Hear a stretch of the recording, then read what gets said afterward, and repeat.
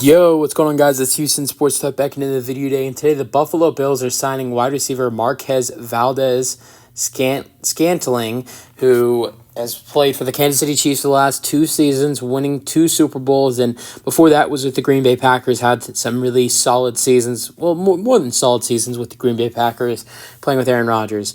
Has his fair share of drops in his career with Green Bay and Kansas City, but he had a good, strong postseason, I believe, for the Kansas City Chiefs. Didn't play that great or that much in the first round wild card matchup against the Miami Dolphins, but in the other rounds, the divisional round against the Buffalo Bills, the AFC Championship against the Ravens, and the Super Bowl against the 49ers, Marquez had 7 receptions in those 3 games with 120 receiving yards and 1 touchdown. And that touchdown was in the Super Bowl, which was a big touchdown reception to get the Chiefs deficit a little bit. I think it was a 10-point game. I'm pretty sure it was a 10-point game when Valdes-Scantling had that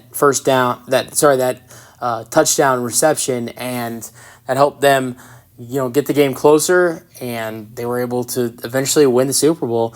He made big catches for them, like the touchdown reception, but also when the AFC Championship was going on, it was a close game. Kansas City had the ball.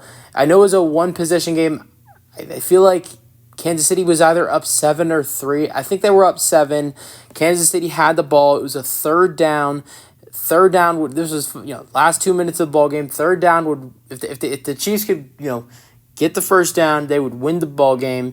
They could seal it up and head to the Super Bowl against the 49ers. But if they didn't get that first down, the Ravens would have a chance to potentially send it to overtime. And guess who made it huge? I think it was like a 20 or 30-yard catch. Marquez Valdes-Scantling. It was a big reason why the Ravens didn't get another chance to potentially tie the game up and send it to overtime. And he was big in the postseason, and wasn't that great in the regular season. 16 games, 10 starts, 42 targets, 21 receptions, 315 receiving yards with 1 touchdown, which was his worst regular season of his whole career.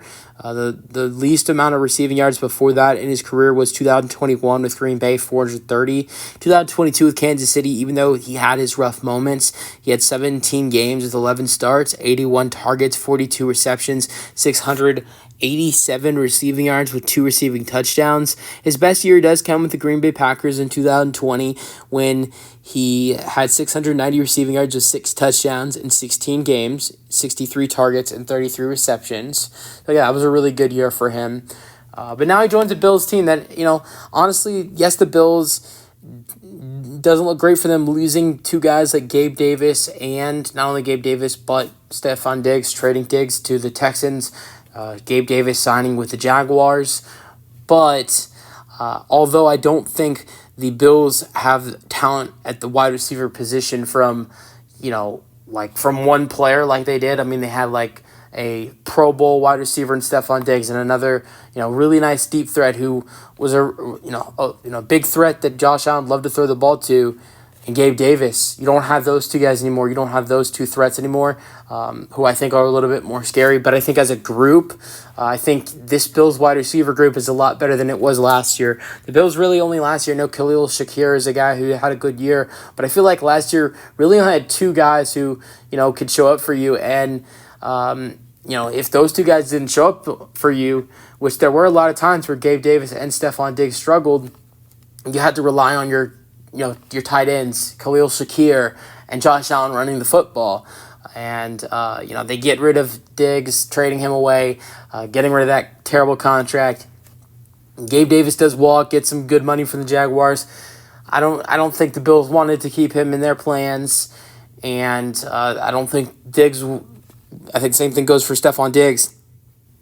But if you look at this wide receiver core, maybe you could say Keon Coleman and Khalil Shakir have a good future.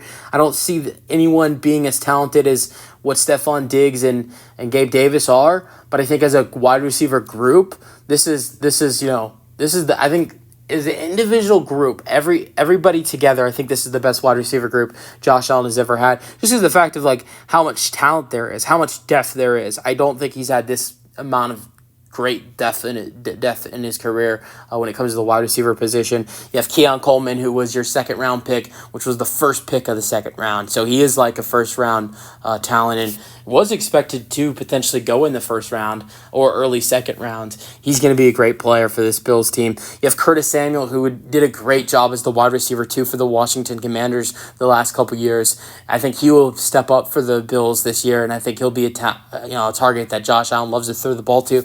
And I think the guy with Diggs and Davis being gone, Khalil Shakir is going to be someone who Josh Allen loves to throw the ball to, and it's someone he loved throwing the ball to last year. It's gonna, he's gonna throw the ball to him even more now that Diggs and Davis are gone. Some other guys who might not play as much, but I think will have an impact. The guy I'm talking about, the signing right now, Marquez Valdes-Scantling. Matt Collins is a guy who had 300 receiving yards last year for Atlanta as like the wide receiver 2 or 3. Chase Claypool, I know someone who's had a couple rough years, but has talent. And I mean, having Chase Claypool as your wide receiver 6 or 5. I mean, for the talent he's shown before with Pittsburgh, I mean that's deep depth right there. And then you also have other guys who I know are not as good as the players I just mentioned, but Andy Isabella, KJ Hamler. This is definitely a strong wide receiver room. And then let's not forget about the tight ends that this Bills team has. I mean, they got Dalton Kincaid, who Josh Allen loves to throw the ball to. Another guy that Josh loves to throw the ball to is Dawson Knox. You got a very nice running back room with James Cook, who had his best season last year. That's a big reason why Gabe Davis and Stephon Diggs were not as involved as they were before. So honestly, this Bills offense, I don't know. I don't think they'll be as good as they were last year. Last year they were able to fight and win the division, get their division back. Last year they went 11 and it was like they went. I believe they went 12-5 or 11-6, something like that. And I could see them being good this year. I can see them making the playoffs for sure. I can see them making the playoffs. But I mean, like last season they went 11-6. So I could see them winning 9 or 10 games this year. I think they're going to have a little bit of a harder schedule this year than they did last year, and that might get to them. But I could see them winning 9 or 10 games with Josh Allen, and if they can win 9 or 10 games, they're either at the end of the wild card, or they're going to be, right outside of the playoffs looking in. I see the Dolphins winning more than 10 games because they have one of the easiest schedules in the league. So I think this is going to be Miami's year to win the division. They have a nice wide receiver core trio with Odell, Tyreek, and Jalen Waddle. But I think the usual thing that's going to be might be a little bit more healthier with Devon A-Chain and being maybe him being more healthier and maybe more developed now that he's in his second year. And so that might be something to watch for the Dolphins this year. But I think the big thing is how they have one of the easiest schedules in the league. It's like it's crazy. So let me know your thoughts on the Bills signing Marquez Valdes-Scantling.